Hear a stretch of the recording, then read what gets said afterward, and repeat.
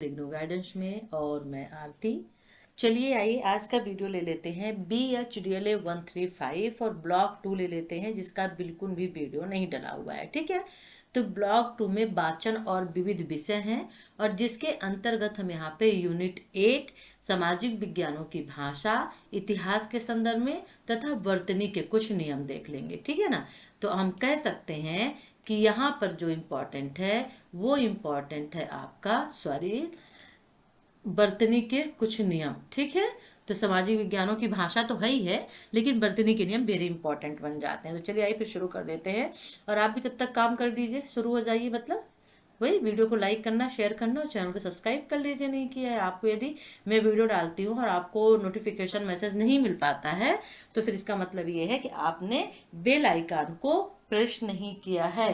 तो जो bell icon यानी घंटी जैसा जो होता है ना, तो उसको आप क्या कर दीजिए, ऑन कर दीजिए। ठीक है, तो जैसे ही वीडियो डालूंगी तुरंत नोटिफिकेशन आपके पास आ जाएगा।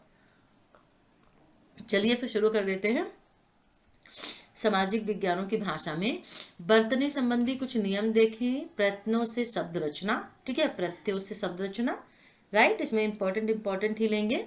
गांधी जी का आगमन, अब इससे तो क्वेश्चन कुछ पूछा नहीं जाता है। फिर वर्तनी के दो रूप होते हैं, उसको देख लेंगे। तो पाठ में प्रयुक्त कुछ वर्तनी के शब्दों की वर्तनी की विशेषताएं देख लेंगे। ठीक है ना, चलिए वर्तनी संबंधी कुछ नियम यहाँ पर देख लेते हैं कि वर्तनी संबंधी कुछ नियम जो होते हैं वो क्या होते हैं। ठीक है, ओके, चलिए स्टार्ट कर देते हैं। वर्तनी संबंधी कुछ नियम यानी कि इतिहास संबंधी कई शब्द प्रयुक्त हुए हैं यहाँ पर भारतीय स्वतंत्रता संग्राम में, जैसे आंदोलन, अधिवेशन, स्थापना, राष्ट्रीय संगठित आदि। ठीक है ना, तो किसी विषय विशेष से संबंधित शब्दों को पारिभाषिक शब्द कहते हैं। किसी विषय विशेष से संबंधित शब्दों को क्या बोलते हैं, पारिभाषिक शब्द। और पारिभाषिक शब्दों की और चर्चा जो है अन्य इकाइयों में की जाएगी। तो यहाँ पे सिर्फ इतना कहा गया है। इन शब्दों के सही प्रयोग का एक प्रमुख पहलू शब्दों की वर्तनी होती है। ठीक है ना, राइट। इसकी भी वर्तनी की भी सही व्याख्या ना आगे करेंगे, सही वर्तनी क्या है। चलिए इंपॉर्टेंट यहां से शुरू कर देते हैं। ठीक है, प्रत्ययों से शब्द रचना।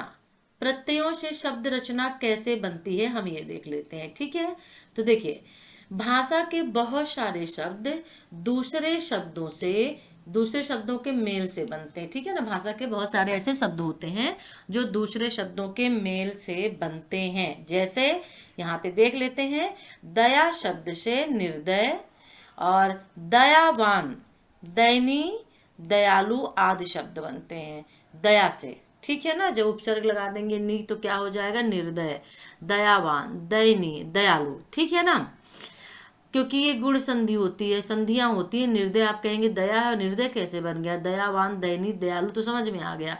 तो ये संधि होती है, संधि विच्छेद होता है तो आगे वाला शब्द पीछे वाले की उसको बदल देता है। ठीक है ना, राइट। तो चलिए इसे प्रत्यय प्रयोग कहते हैं। इसे क्या कहते हैं, प्रत्यय प्रयोग कहते हैं।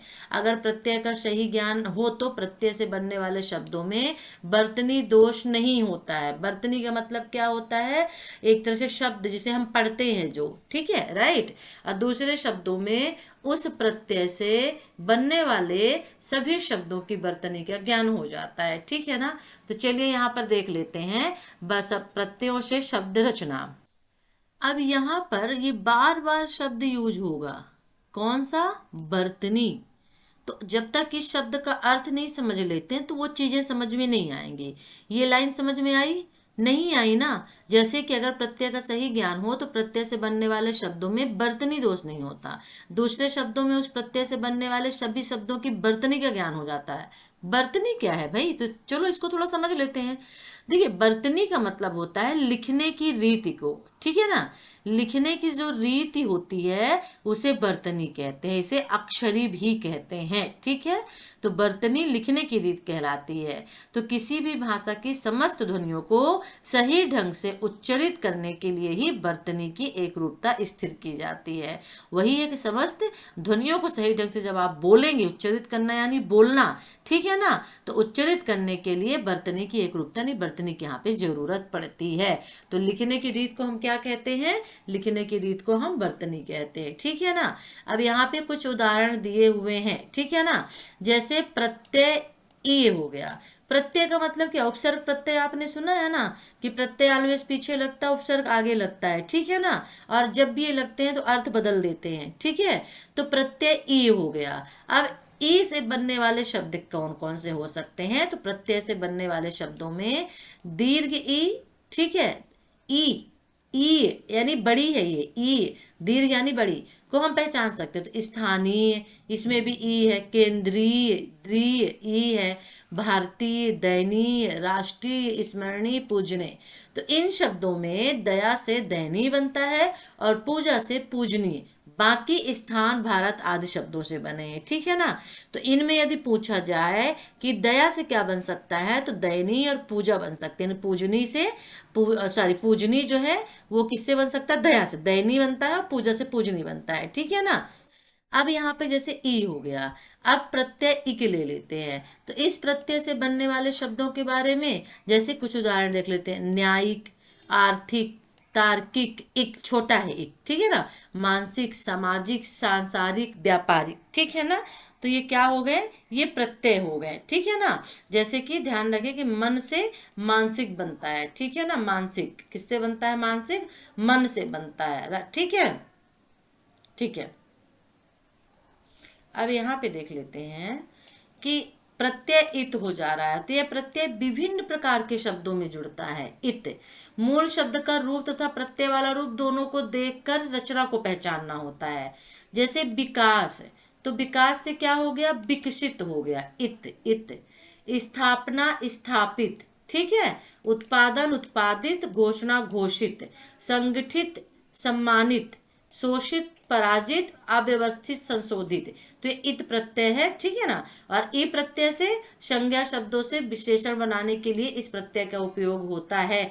जैसे विजयी, पूर्वी, स्वार्थी, विरोधी, और कुछ अन्य शब्दों के जिनके अंत में आ जाता है उनको रचना, जैसे भाषा तो भाषाई हो गया, एशिया तो एशियाई हो गया। इनमें आ नहीं है, अभी किन्हीं में नहीं है, विजयी, पूर्वी, स्वार्थी, विरोधी, इनमें आ नहीं है।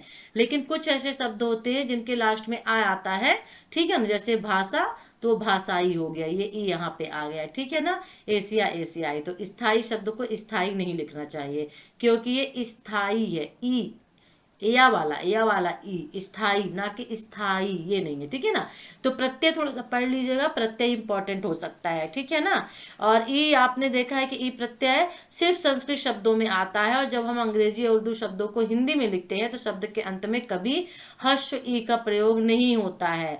अंग्रेजी शब्द कमेटी, यूनिवर्सिटी, सोसाइटी, अंग्रेजी, जनवरी, नर्सरी, सीनरी, सभी में बड़ी ई का यूज हुआ है। किसी का यूज हुआ है, सभी में बड़ी ई का यूज हुआ है, ठीक है ना।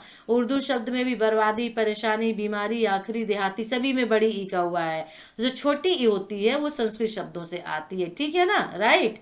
संस्कृत शब्द शांत, सुशांति, प्राप्त, प्राप्ति, उन्नत, उन्नत, जागृत, जागृति, ठीक है, सभी में वहीं से, ठीक है। संस्कृत शब्द में सब देखिए छोटी छोटी है, छोटी है। तो ई प्रत्यय वाले कुछ और शब्द देख सकते हैं और वर्तनी पर ध्यान लगा सकते हैं, ठीक है ना, लिखने के लिए, ठीक है। अब जैसे निम्नलिखित शब्दों में ई या ई प्रत्यय लगाकर संज्ञा शब्द बनाइए। तो समाप्ति, ये समाप्ति नहीं होता, समाप्ति होता है। क्रोधी, बड़ी ई लगेगी। उपलब्ध तो उपलब्धि, उपलब्ध छोटी ई आएगी। विकृत, विकृति। दक्षिण, दक्षिणी, बड़ी आएगी। अभिव्यक्ति, छोटी आएगी। समुद्र, समुद्री, बड़ी आएगी। जापान, जापानी, बड़ी आएगी, ठीक है ना। ये तो और एक प्रत्यय हमने देख लिया। चलिए यहाँ पे देख लेते थोड़ा सा। भारतीय स्वतंत्रता संग्राम विषयक पाठ का वाचन कर लेते हैं। सांस्कृतिक एवं राष्ट्रीय जागरण क्या होता है, ठीक है ना। तो ये तो इम्पोर्टेंट है नहीं, इससे तो क्वेश्चन मुझे नहीं लगता कि कुछ ऐसा इसमें आएगा, ऐसा क्वेश्चन कुछ पूछा जाता होगा, मुझे नहीं लगता है। लेकिन फिर भी जो इम्पोर्टेंट क्वेश्चंस होंगे उनको थोड़ा हम देख लेंगे, ठीक है। गांधी जी का आह्वान, कांग्रेसी, देशभक्ति, सभी चीजें हैं। साइमन कमीशन टिप्पणी के लिए आ सकता है, साइमन कमीशन देख लीजिएगा, ठीक है। सरकार ने जॉन साइमन की अध्यक्षता में एक कमीशन की नियुक्ति की, जिसे साइमन कमीशन के नाम से जाना जाता है। और इस कमीशन के द्वारा सरकार यह पता लगाना चाहती थी कि देश में संसदीय जनतंत्र के लिए वातावरण बना है या नहीं। किंतु सबसे बड़ी बात यह थी कि 7 सदस्यों के इस कमीशन में एक भी भारतीय नहीं था। मेन ये रीजन था, साइमन कमीशन गो बैक्स था ना। और इसी कारण भारत पहुंचने पर कमीशन जांच पड़ताल के लिए जहां जहां गया वहां वहां इसके विरोध प्रदर्शन हुए। और पंजाब में लाला लाजपत राय, पंडित जवाहरलाल नेहरू के नेतृत्व में भारी जुलूस निकाला गया और साइमन वापस जाओ के नारों से आकाश गूंज उठा। पुलिस ने प्रदर्शनकारियों पर बेरहमी से लाठी प्रहार किया। लाला लाजपत राय लाठी प्रहार से घायल हुए, उसमें गंभीर चोट लगी और इसी कारण उनकी मृत्यु हो गई। तो परिणामतः क्रांतिकारियों ने हिंसा का रास्ता अपनाया और सरकार ने कमीशन के विरोध में हो रहे प्रदर्शन को सख्ती से दबाना चाहा, किंतु आंदोलन की इस बाढ़ को सरकार रोक नहीं पाई। और कांग्रेस के 1929 के लाहौर अधिवेशन से आंदोलन ने व्यापक और तीव्र रूप धारण ले लिया और इसमें अध्यक्ष जवाहरलाल नेहरू ने पूर्ण स्वराज का नारा दिया और 26 जनवरी 1930 को स्वतंत्रता दिवस के रूप में मनाने की घोषणा की और गांधी जी ने सविनय अवज्ञा आंदोलन को फिर से शुरू कर दिया। ठीक है ना। तो यदि लाहौर अधिवेशन आता है तो और साइमन कमीशन आता है तो आपको लिखना ही लिखना है। ठीक है ना। और यहाँ पे है ये स्वतंत्रता आंदोलन के बारे में सब कुछ चल रहा है कि नमक पर सरकार ने कर लगा रखा था और नमक जीवन की आवश्यक वस्तुओं में से एक है और गरीब अमीर सब समान रूप से इसका उपयोग करते हैं। तो जीवन के इस आवश्यक वस्तु पर कर लगाना अन्यायपूर्ण है और गांधी जी ने इस अन्यायपूर्ण कानून को समाप्त करने के लिए सरकार से अनुरोध किया। सरकार ने इस अनुरोध को ठुकरा दिया। तब गांधी जी ने नमक कानून तोड़ने की योजना बनाई। उन्होंने गुजरात राज्य में अहमदाबाद में दांडी तक की यात्रा की और जगह जगह नमक बनाकर इस कानून का उल्लंघन किया। और इस अभियान के द्वारा गांधी जी ने दिखा दिया कि सरकार द्वारा बनाए गए अन्यायपूर्ण कानून के अंकुश में भारतीय जनता नहीं रहना चाहती है। ठीक है ना। गांधी जी गिरफ्तार कर लिए गए। इस गिरफ्तारी से देश का वातावरण फिर से शांत हो उठा। तो ये नमक आंदोलन हो गया। ठीक है ना। अब ये है इन दिनों लंदन में साइमन कमीशन की रिपोर्ट पर चर्चा के लिए एक सम्मेलन का आयोजन किया गया। इसमें पहला गोलमेज सम्मेलन कहा गया।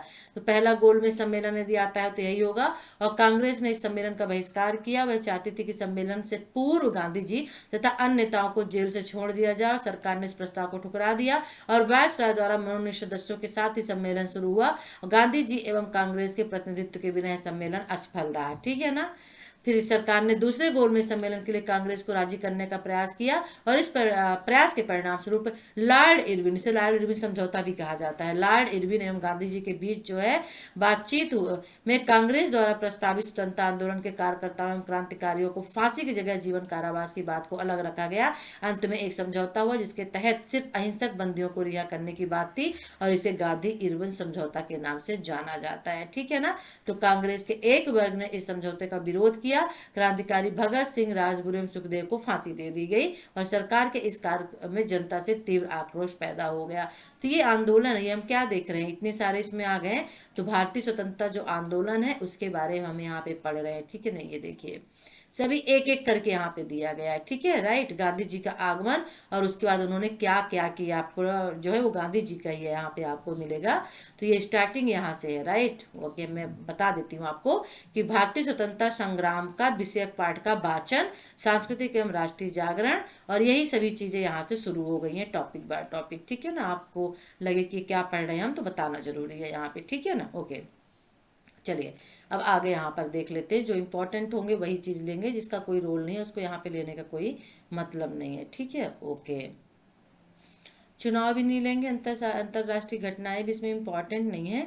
इसमें आपका बर्तनी क्या था, भारत छोड़ो आंदोलन तो पता ही है, इसे देख लीजिए, हो सकता है टिप्पणी के लिए आ जाए।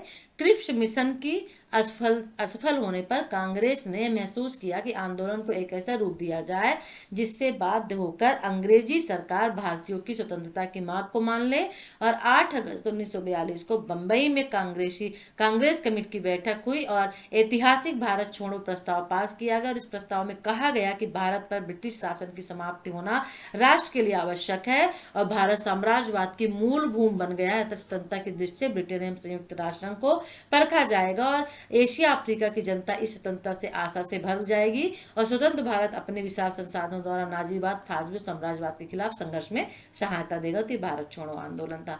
नेताजी का भी देख लीजिएगा, आजाद हिंद फौज का। ठीक है ना। तो इसमें यही चीजें हैं, इसमें ही। अच्छा, बर्तनी के 2 रूप। अब बर्तनी देख लेते जो इंपॉर्टेंट है और जिसके क्वेश्चन आपके एग्जाम में आएंगे।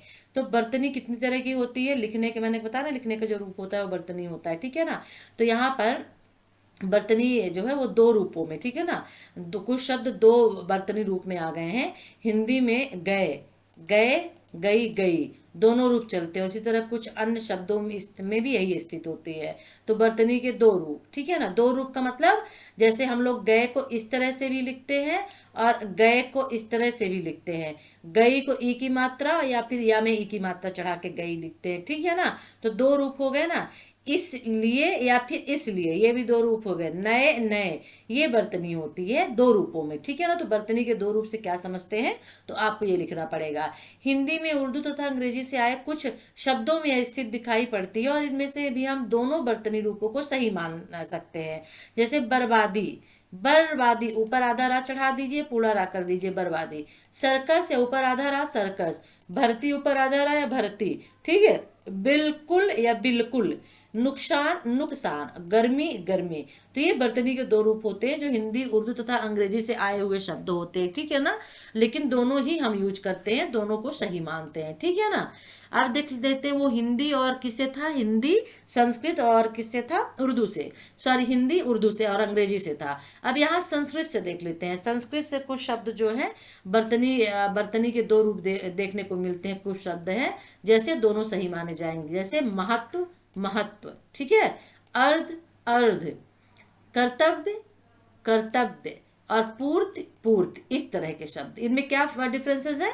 पूर्ति में देखिए ता में एक नुक्ता इस तरह से लगा है, महत्व में भी देखिए इस तरह से आधा ता एक बना हुआ है, कर्तव्य में भी ता में ये बना है, तो दोनों सही माने जाते हैं, ठीक है ना, राइट। ओके। पाठ में प्रयुक्त कुछ शब्दों की बर्तनी की विशेषताएं वेरी इंपॉर्टेंट है। बर्तनी की विशेषताएं जो है वो वेरी इंपॉर्टेंट आपका है, ठीक है ना। तो चलिए देख लेते हैं यहाँ पे। पहला, प्रत्यय पूर्ण, स्वरूप, हीन, शील, शाली आदि मूल शब्द के साथ मिलकर आते हैं, ठीक है ना। शब्द होते हैं जो मूल शब्द के साथ मिलकर आते हैं, ठीक है ना। जैसे यहाँ पे महत्वपूर्ण है तो मतलब क्या हुआ, ये पूर्ण का। परिणाम स्वरूप है तो परिणाम स्वरूप का। शक्तिहीन है तो किसका हो जाएगा, हीन का। और प्रगतिशील है तो शील का हो जाएगा, शक्तिशाली, शाली का। तो कुछ ऐसे शब्द होते हैं जो अपने मूल शब्द के साथ ही आते हैं, ठीक है ना। संस्कृत के हलंत वाले कुछ शब्द हिंदी में दोनों तरह से लिखे जाते हैं। संस्कृत के हलंत वाले शब्द जैसे पृथक, पृथक। अन्य कुछ शब्द है पश्चात, पश्चात, यहाँ पे एक हलंत लगा दिया जाता है। आत्मसात, आत्मसात। परिषद, परिषद। संसद, संसद। बृहद, बृहद। तो ये संस्कृत के हलंत वाले शब्द है, ठीक है ना, जो हिंदी में दोनों तरह से लिखे जाते हैं। ये बर्तनी की विशेषताएं हैं, ठीक है। दो शब्दों में अंतर देखिए, शुरू, शुरुआत। कुछ अंग्रेजी शब्द उच्चारण की विशेषता के कारण ए से लिखे जाते हैं, ए, और किंतु उनका उच्चारण ए जैसा होता है। Act, association. इसी तरह से एडवोकेट, एटलस, एटम। यानी कि कुछ अंग्रेजी के शब्द उच्चारण जब बोलते हैं तो उसकी विशेषता के कारण ए से लिखे जाते हैं, ए से, ठीक है, किंतु उनका उच्चारण ए जैसा होता है। एक्ट, एक्ट नहीं बोलते इसे, लिखा तो हमने ए है इसे, ये ए है, एक्ट है, लेकिन इसे एक्ट बोलते हैं। एसोसिएशन नहीं, एसोसिएशन, ठीक है। एसोसिएशन नहीं, एसोसिएशन। एडवोकेट, एडवोकेट, ठीक है। एटलस नहीं, एटलस। एटम नहीं, एटम। तो इसमें उच्चारण करने और लिखने में फर्क होता है। हमेशा लिखे तो ए से जाते हैं, लेकिन हम उसका उच्चारण ऐसे करते हैं। तो इसी तरह से संस्कृत शब्द ऊपर के दो शब्द बनते हैं। संस्कृत शब्द ऊपर से, ठीक है। ऊपर लिखित यानी ऊपर लिखा गया, उपरयुक्त यानी ऊपर प्लस युक्त, ऊपर बताया गया, ठीक है। तो कई लोग अक्सर उपरोक्त लिखते हैं जो गलत है। तो संस्कृत शब्द ऊपर से दो शब्द बनते हैं, जैसे ऊपर लिखित और उपरयुक्त। तो ऐसा नहीं होगा, ठीक है। यानी ऊपर प्लस लिखित जो ऊपर लिखा गया हो, राइट। ऊपर युक्त, ऊपर प्लस युक्त, ऊपर बताया गया है, ठीक है। लेकिन उपरोक्त यहाँ पर नहीं होगा, उपरयुक्त हो सकता है, ठीक है। तो ये बर्तनी की विशेषताएं हैं, वेरी वेरी इंपॉर्टेंट हैं। प्लीज प्लीज इन्हें देख लीजिएगा। बर्तनी की विशेषताएं, प्रत्यय पूर्ण, स्वरूप, हीन, शील। यानी आप ऐसा इसको लिख सकते हैं, आप ये मत याद करिएगा, आप लिखिएगा कि जो बर्तनी के कुछ शब्द होते हैं, ठीक है ना, वो मूल शब्द के साथ मिलकर आते हैं। फिर एक दो एग्जाम्पल इसमें लिख दीजिएगा, जो भी लिखना होगा।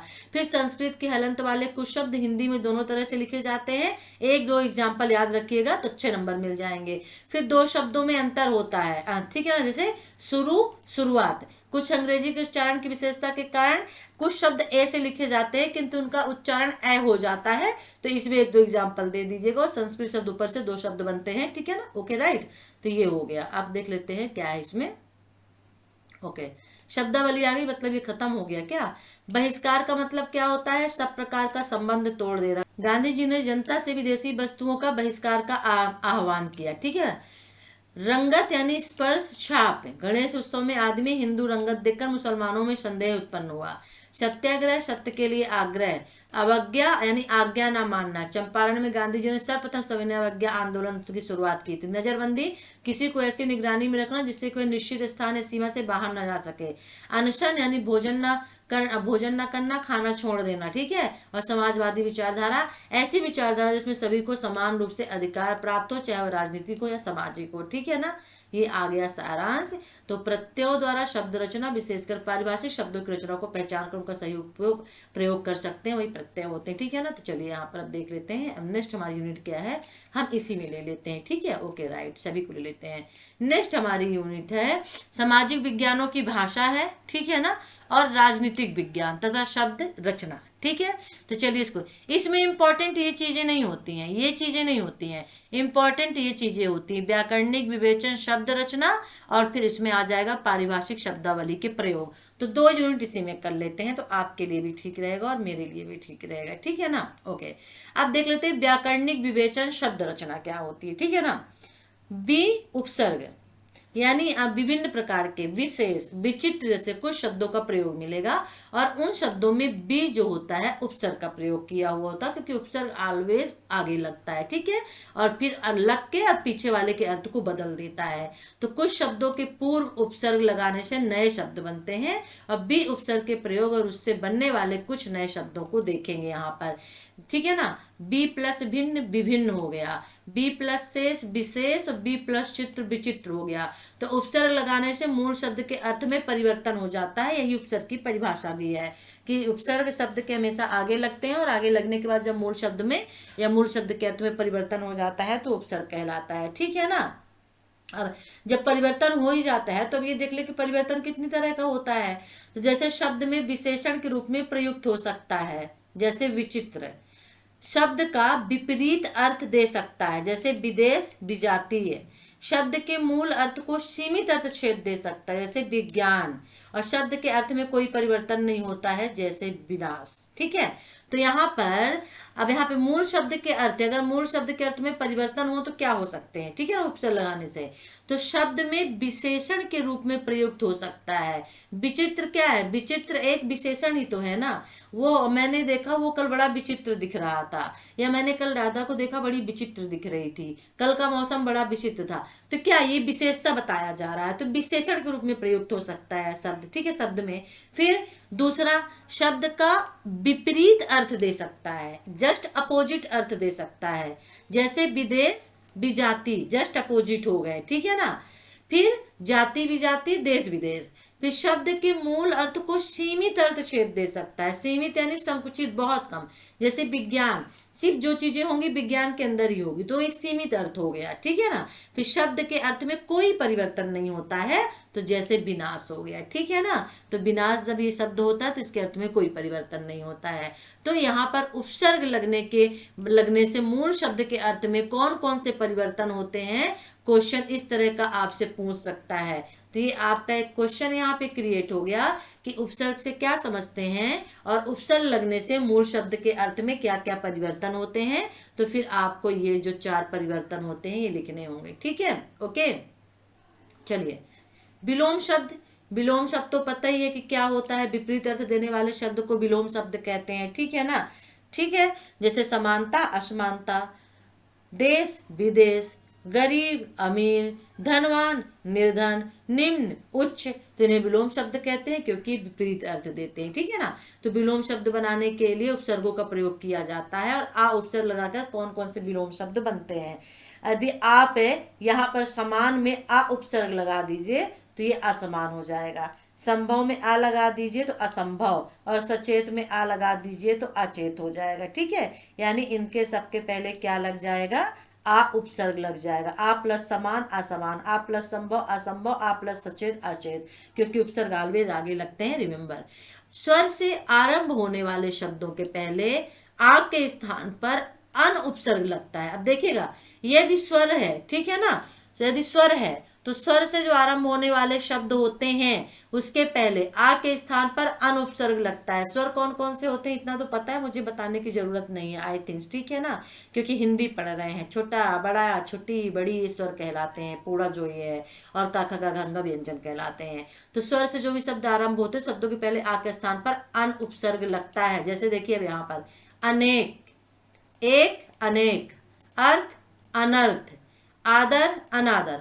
अब एक में जब आप क्या करेंगे, आ उपसर्ग लगाएंगे तो वो अनेक होगा। तो अनेक कब होगा, एक का अनेक, क्योंकि उसमें अन लगता है, समझिएगा।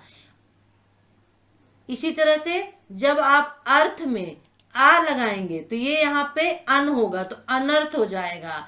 आदर में जब आप क्या करेंगे, पहले आ के स्थान पर, क्योंकि सभी में पहला ये वर्ड क्या है, इसमें आ है, तो अन हो जाएगा, तो अनादर हो जाएगा, ठीक है ना, राइट।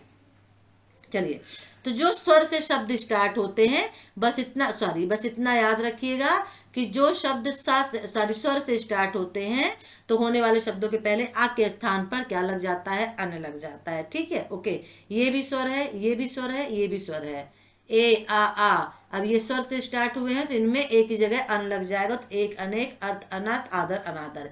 बी उपसर्ग लगाकर भी विलोम शब्द बनाए जाते हैं, सम, विषम, ठीक है ना। तो संस्कृत व्याकरण के निम्नानुसार वी, नी आदि के बाद के व्यंजन सा में परिवर्तित हो जाते हैं और इसी नियम के दो शब्द दिए जा रहे हैं जिन्हें वर्तनी स्तर पर षटकोण वाला का देखते हैं, विषाद, निषिद्ध, ठीक है ना। नीचे और कुछ विलोम शब्द दिए गए हैं, स्वतंत्र, स्व प्लस तंत्र तो परतंत्र, सापेक्ष, निरपेक्ष, सापेक्ष में सा प्लस आपेक्ष और निरपेक्ष में नि प्लस आपेक्ष होगा, स्वाधीन, पराधीन, धनी, निर्धन। तो क्वेश्चन ऐसे ही पूछा जाएगा आपसे, क्योंकि आप विलोम शब्द पढ़ रहे हैं, विलोम शब्द तो नहीं लेकिन आपके उपसर्ग से क्वेश्चन आ सकता है, लेकिन विलोम शब्द भी थोड़ा सा माइंड में रखिएगा, ठीक है, ओके। चलिए संधि देख लेते हैं। अब संधि भी आपके इसमें दिया हुआ है, ठीक है ना। सर्वोत्तम शब्द, ठीक है ना, सर्वोत्तम शब्द दो शब्दों सर्व प्लस उत्तम से मिलकर बना है। किससे मिलकर बना है, सर्व प्लस उत्तम, और इन दोनों शब्दों के मिलने से शब्दों की रचना में अंतर आ जाता है। सर्व प्लस उत्तम यानी सर्वोत्तम हो जाता है, अर्थात शब्द के पहले खंड का अंतिम अक्षर दूसरे खंड के पहले अक्षर से मिल गया। यही संधि होती है, ये आपको पहचानना होगा, ठीक है ना। जब दोनों शब्द के मिलने से शब्दों की रचना में अंतर आता है, यानी शब्द के पहले खंड का, चलिए इसको हटा देते तो समझ में आ जाएगा क्योंकि ये शब्द है यहाँ पे। तो यहाँ पर देख लेते हैं, शब्द के पहले खंड का अंतिम अक्षर, यानी ये व अंतिम अक्षर हो गया पहले खंड का, और दूसरे खंड के पहले अक्षर से मिल गया। दूसरे खंड का पहले अक्षर क्या हुआ, उ हो गया, ठीक है ना, और दोनों के मेल से एक भिन्न अक्षर बन गया, और अक्षर किस प्रकार मेल को संधि कहते हैं, ठीक है ना। तो संधि तीन प्रकार की होती है, यहाँ पर देख ले, ठीक है ना। तो संधि की एक सिंपल सी परिभाषा होती है, अब उसको इतना ज्यादा वो करने की क्या जरूरत है, ठीक है ना, राइट। तो एक सिंपल परिभाषा संधि की देख लेते हैं। यहाँ पे सिर्फ बताया गया कि सर्वोत्तम, तो इसमें क्या हुआ कि दो शब्दों से मिलकर बना है, दो शब्द के मिलने से शब्दों की रचना में जब अंतर आ जाता है तो उसे क्या बोलते हैं, या भिन्नता आ जाती है तो वो क्या होता है, वो संधि कहलाती है, ठीक है ना। सर्वोत्तम, सर्वधन उत्तम यानी सर्वोत्तम, ठीक है, ओके। देखिए संधि का मतलब क्या होता है, मेल या जोड़ हो जाता है, ठीक है ना, मेल या जुड़ना। तो जब दो निकटवर्ती वर्ण, जब दो, ये निकटवर्ती, ये क्या है, वर्ण ही है ना, शब्द है। तो जब दो निकटवर्ती शब्द या दो शब्द परस्पर में आपस में मिलते हैं और जो उनमें विकार यानी जो परिवर्तन होता है वही संधि कहलाती है, ठीक है, राइट। तो यहाँ पर देख लेते हैं संधि के प्रकार में, जैसे यहाँ पे मत प्लस अधिकार मताधिकार, स्वाद प्लस इच्छा स्वेच्छा, सूर्य प्लस उदय सूर्योदय। बना कैसे ये संधि, ये इंपॉर्टेंट है। तो मत प्लस अधिकार में देखिए, ये ता का यहाँ पे आ गया, ता का आ, और ये पीछे जो अधिकार का आ है वो आ गया, तो ये क्या हो गया, जब छोटे छोटे आ मिल गए तो ये बड़ा आ बन गया, तो ये हो गया मताधिकार। स्व प्लस इच्छा, स्व प्लस इच्छा यानी स्व यानी व से हमने आधा आ ले लिया, फिर इच्छा, इच्छा से हमने ई ले ली, पहला वर्ड ये शब्द ले लिया ई, तो जब आ और ई मिलते हैं तो ए बनता है, तो स्वेच्छा हो गया, ठीक है ना, राइट। सूर्य प्लस उदय, या का हमने आ ले लिया और उ है ही है, तो आ प्लस उ जब हो जाएगा तो आ और उ मिलके क्या बनते हैं, ओ बनता है, तो ये सूर्योदय हो जाएगा। तो इन उदाहरणों में आ प्लस आ मिलकर आ प्लस ई मिलकर ए और आ प्लस उ मिलकर ओ हुआ, ये सब अक्षर स्वर हैं, ठीक है, इसलिए इनके मेल को स्वर संधि कहते हैं, ठीक है। वाक ईस वागीस, उत प्लस चारण उच्चारण, जगत प्लस नाथ जगन्नाथ, ठीक है ना। तो वाक प्लस ईस है, यहाँ पे देखिए वाक है, वाक प्लस ईस है, लेकिन क्या यहाँ पे बना, बागीस बना। तो क्यों बना, क्योंकि का तो हमने लिया ही यहाँ पे, और जो ई है वो भी ली, तो का प्लस ई जो होता है वो गी बनता है, ठीक है। ये आगे चल के बताएंगे किस संधि के अंतर्गत आता है ये, तो बागीस हो गया। अब इन उदाहरणों के अंत व्यंजनों के साथ स्वर अथवा व्यंजन मिले हैं, उनके स्थान पर भिन्न अक्षर हो गए, उन्हें व्यंजन संधि कहते हैं। यानी कि जब व्यंजनों के साथ स्वर अथवा व्यंजन मिलते हैं और उनके स्थान पर अक्षर जो होते हैं वो अलग हो जाते हैं, तो उसे व्यंजन संधि कहते हैं, ठीक है। ओके, सिंपल सी लैंग्वेज में बोले स्वर संधि क्या है, तो दो स्वरों के मेल से होने वाले विकार को क्या बोलते हैं, परिवर्तन को। विकार यानी परिवर्तन होता है, तो दो स्वरों के मेल से जो परिवर्तन होता है उसे क्या कहते हैं, उसे स्वर संधि कहते हैं। जैसे एक विद्यालय हो गया, विद्या प्लस आलय इक्वल टू विद्यालय हो गया, ठीक है, और इसमें क्या होता है, दोनों स्वर होते हैं। ओके, अब इसी तरह से व्यंजन को देख लेते हैं। अब व्यंजन संधि किसे कहते हैं, तो व्यंजन का व्यंजन से अथवा किसी स्वर से मेल होने पर जो परिवर्तन होता है। देखिए व्यंजन जो है ना, तो जैसे यहाँ पे अगर हम विसर्ग निकालते, नी प्लस आपेक्ष है, ठीक है ना, तो निरपेक्ष हो गया। लेकिन कैसे हुआ, नी है तो नी में क्या है, ये विसर्ग जो दो बिंदी लगी है ना, डॉट डॉट, ये विसर्ग कहलाता है। तो हमने विसर्ग ले लिया और फिर इसका आ ले लिया, तो जब विसर्ग प्लस आ होता है तो वो रा में बदल जाता है, तो वो निरपेक्ष हो गया, ठीक है, निरपेक्ष।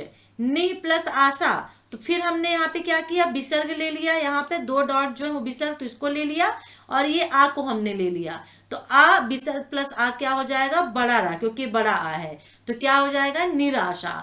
दु प्लस उपयोग, तो यहाँ पे वही होगा, विसर्ग प्लस उ इक्वल टू ये रू हो जाएगा, दुरुपयोग होगा। तो ये व्यंजन संधि होती है, यानी व्यंजन का व्यंजन से अथवा किसी स्वर से जब मेल होता है उसके बाद जो परिवर्तन होता है उसे व्यंजन संधि कहते हैं, ठीक है, राइट। जैसे सत धन आचार सदाचार, ये भी व्यंजन संधि है, ठीक है। तो ये संधि जिनमें व्यंजन वर्ण के परे या तो स्वर आए या व्यंजन आए और दोनों के मेल से उत्पन्न विकार को क्या बोलते हैं, व्यंजन संधि बोलते हैं, ठीक है ना। तो दोनों उदाहरणों में विसर्ग के साथ स्वर अथवा व्यंजन मिले हुए हैं और उनके स्थान पर भिन्न अक्षर पाया गया, तो विसर्ग के साथ स्वर अथवा व्यंजन के मेल को विसर्ग संधि कहते हैं।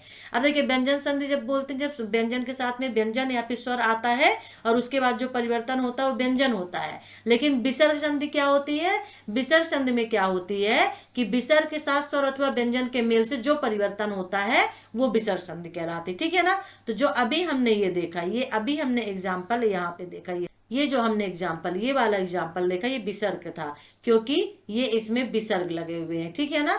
तो जब विसर्ग के साथ स्वर आता है तो क्या हो जाता है, व्यंजन के मेल को अथवा स्वर अथवा व्यंजन आता है, सॉरी, विसर्ग के साथ स्वर अथवा व्यंजन आता है तो उसके मेल को क्या कहते हैं, विसर्ग कहते हैं।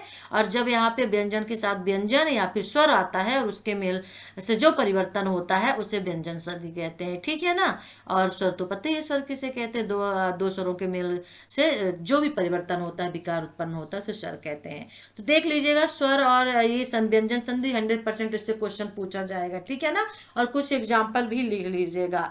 अब देख लेते हैं समास, समास क्या होता है, ठीक है ना, ये समास भी आपके इसमें है।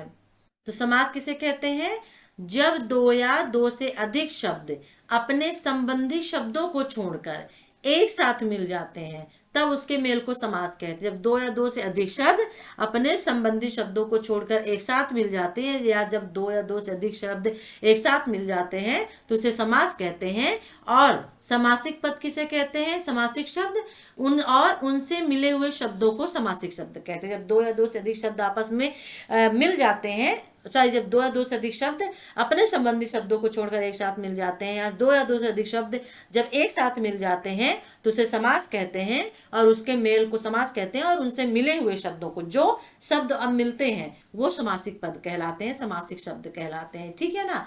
तो दया प्लस सागर, दया सागर यानी दया का सागर, ये देखिए का। स्वतंत्र प्लस तंत्र, स्वतंत्र एंड सौ का तंत्र। और गृह युद्ध, गृह प्लस युद्ध, गृह युद्ध, तो ये समास यहाँ पे दिए हुए हैं, ठीक है ना। निम्नलिखित पदों के समासिक शब्द बताना है आपको, समासिक शब्द बताना है, ठीक है ना।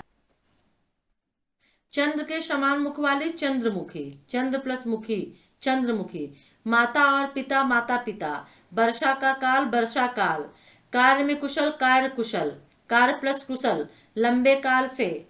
तो इसका क्या होगा लंबे काल से, लंबे काल से यानी लंबोत्तर बोलते, क्या बोलते इसको, जो बहुत लंबे समय से लंबेतर जो चला आता है वो। और न्याय की दृष्टि से उचित न्यायोचित, न्याय प्लस उचित न्यायोचित हो जाएगा, ठीक है ना।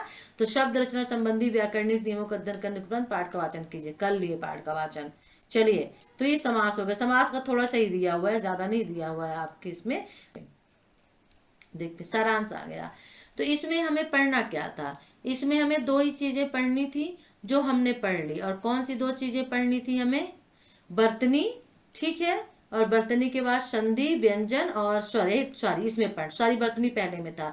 इसमें हमें व्याकरणिक विवेचन शब्द रचना पढ़ना था, बी उपसर्ग विलोम शब्द संधि समास जो हमने पढ़ लिया। और यहाँ पे पारिभाषिक शब्दावली का प्रयोग दिया है, विषय का सरल विवेचन जो हमें देखना नहीं है, ठीक है ना। तो चलिए अभी इसे में हम 2 ही यूनिट लेते हैं, ठीक है ना। 2 यूनिट जो है सॉरी वो काफी है, जो हम नेक्स्ट वीडियो लेके आएंगे उसमें और जो यूनिट है उनको लेके आज से हम फिनिश्ड कर देंगे, ठीक है ना। तो मानविकी की भाषा, ललित कला तथा विशेषण दिया हुआ है, तो इसको हम अपने नेक्स्ट वीडियो में ले लेंगे। इसमें वाक्य रचना आपको पढ़ना पड़ेगा, व्याकरणिक विवेचन यानी विशेषण और भारत की ललित कलाएं। इसमें से तो क्वेश्चन ऐसे पूछा नहीं जाता है ना, तो हम इसमें सिर्फ वाक्य रचना पढ़ेंगे। चलिए फिर वीडियो को लाइक कर दीजिए, शेयर कर दीजिए, चैनल को सब्सक्राइब कर लीजिए नहीं किया तो, ठीक है ना।